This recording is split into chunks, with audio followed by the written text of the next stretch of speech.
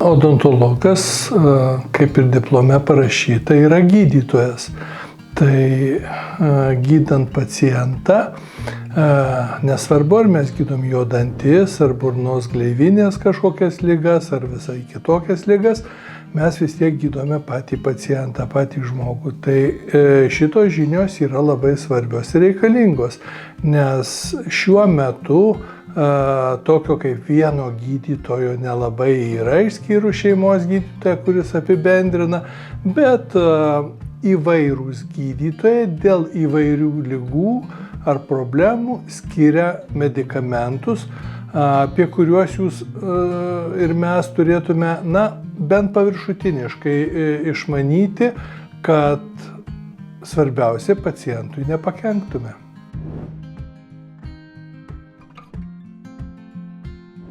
Vaistų, apie kuriuos turėtų žinoti odontologas, netaip jau ir mažai yra, bet išklausti paciento yra labai sudėtinga. Todėl tas sužinojimas turėtų būti taip, kaip mes ir kasdieninėme darbe darome, tai yra atliekant paciento anamnezės surinkimą, tai yra klausiant, kuo jisai serga, kokius vaistus vartoja, bet didelė dalis pacientų neprisimena nei vaistų, o kartais ir pagalvoja, kad ne visos ligos turėtų rūpėti odontologui. Tai ne viską ir pasako, todėl labai gerai yra turėti savo klinikoje, savo kabinete anketą, kuriame išvardintos kritinės svarbios ligos, kad pacientas perskaitę sužinotų ir pažymėtų, ar jisai serga ar neserga. Taip galima būtų daryti ir su vaistais, bet jeigu jau gydytojas odontologas iš tos užpildytos anketos sužinojo, kad pacientas serga viena ar kita liga, jis gali numanyti, kad dėl tos ligos gali būti paskirti tokie vaistai.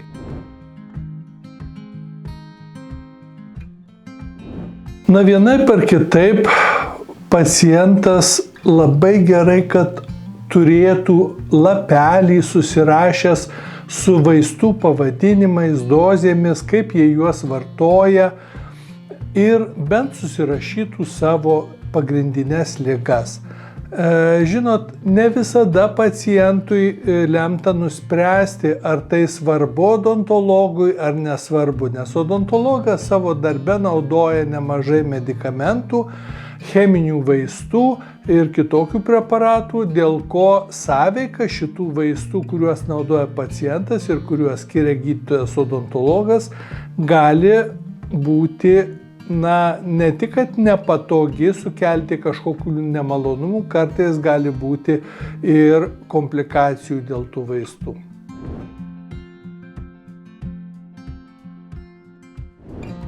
Pacientas neturėtų imtis atsakomybės ir nuspręsti, apie kuriuos vaistus sakyti gydytojo odontologui, apie kuriuos nepasakyti.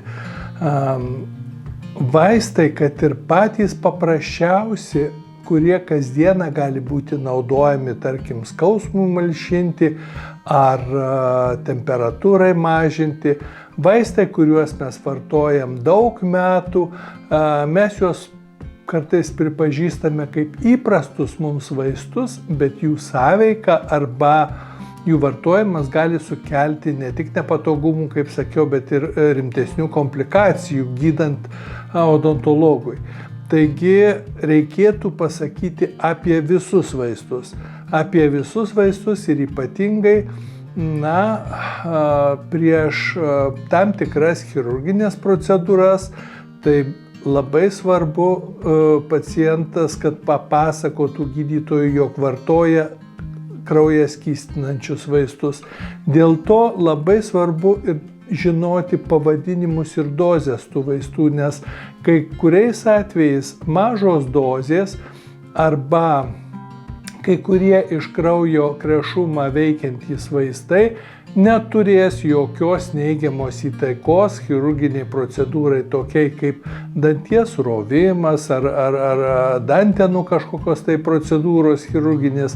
Tai gali būti visiškai nereikšminga, bet tai turėtų nuspręsti jau gydytojas odontologas. Na ir dar vienas labai svarbus momentas, tai yra pacientai, kurie arba pacientės, kurios serga kaulų osteoporozė arba liaudyje vadinam kaulų retėjimu. Tai tokiais atvejais apie savo gydymą reikia pranešti būtinai gydytojui. Pacientai dėl to kartais ir pamiršta, nes gydymas yra skiriamas tokiais vaistais, kurie leidžiami į pilvo sieną priekinę, į paodę arba į veną vieną kartą metuose arba kas pusę metų. Pacientai galvoja, kad tas vaistas suleistas prieš metus nieko blogo jiems nepadarys. Taip, kad mes galim sulaukti labai rimtų komplikacijų, tokių kaip kaulo atsidengimų, kaulų nekrozių, dėl menkiausių procedūrų. Netgi burnos higiena, jeigu yra gilesnių konkrementų, akmenų vadinamų dantų, šalinant juos galima pakenkti vartojant šituos vaistus. Todėl gydytoją arba burnos higienistą reikia būtinai dėl to informuoti.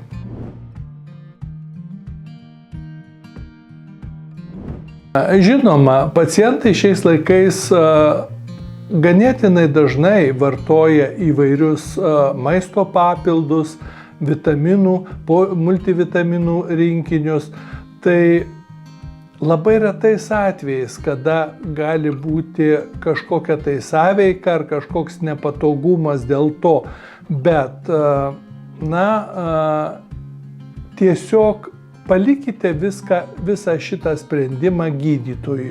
Todėl pasakykite apie visus priimamus preparatus, ar tai būtų vitaminai, ar maisto papildai, arba rimtai veikiantys vaistai.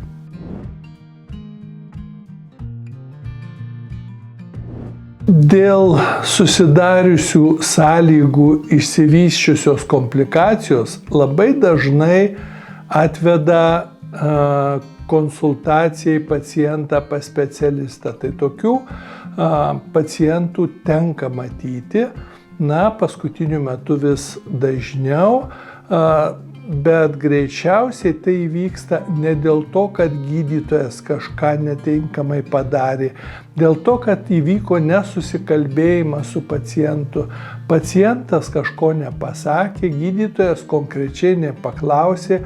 Ir dėl šitų priežasčių gali nutikti tokia bėda, kad po to reikalingas ir sunkesnis gydymas, komplikacijų gydymas ir vaistų korekcija, tuos, kuriuos vartoja dėl savo pagrindinės ligos. Taigi, vienas svarbiausių momentų, kad pacientas nesiimtų atsakomybės nuspręsti, ką pasakyti gydytojui, ko nepasakyti. Reikia pasakyti, kiek galima daugiau. Nereikšmingi dalykai ir liks nereikšmingais, bet jeigu gydytojas odontologas sužinos vartojamus vaistus, kurie gali turėti įtakos gydymui arba sąveiką su kitais vaistais, kuriuos paskirs odontologas, tokiais atvejais galima išvengti rimtų komplikacijų.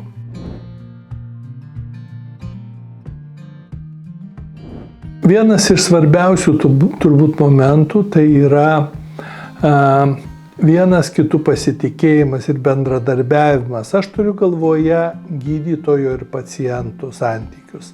Taigi, kalbant apie šitos santykius, labai svarbu, kaip sakiau, pacientui pranešti ir informuoti viską. Ir atsakinėjant į klausimus anketoje, į tai žiūrėti labai rimtai. Nereikia gėdintis kai kurių ligų arba kai kurių medikamentų, kuriuos jūs vartojate ir jums atrodo, kad tai nesvarbu. Palikite tai nuspręsti gydytojo odontologui. Ir šitos visos žinios, kurias jūs paliekate, jas dar svarbus dalykas yra, tai nuolatos atnaujinti. Jeigu jūs lankotės jau keli metai pas gydytojo odontologą ir šitą anketą užpildėte prieš 2 metus, prieš 3 metus, tai gydytojai turėtų jūsų paprašyti bent kartą metuose pakartotinai užpildyti anketą arba paklausti jūsų, ar niekas nepasikeitė jūsų sveikatoje, ar jūs nesergate nauja kokia nors liga ar nepradėjote vartoti kokių nors naujų vaistų. Tai šitas bendradarbiavimas dažniausiai apsaugoja tiek pacientą, tiek gydytoją nuo kažkokių tai sprendimų, kuriais reikia ištaisyti klaidą, kai pacientas kažko nepasakė ar neinformavo gydytoją. Tai vienas kitų pasitikėjimas, vieno tikslo siekimas visada yra vienas iš svarbiausių sąlygų, kad pacientas gautų kokybiškas paslaugas, greitas ir būtų patenkintas savo sveikata ir gydytojo darbu. Būkite sveiki!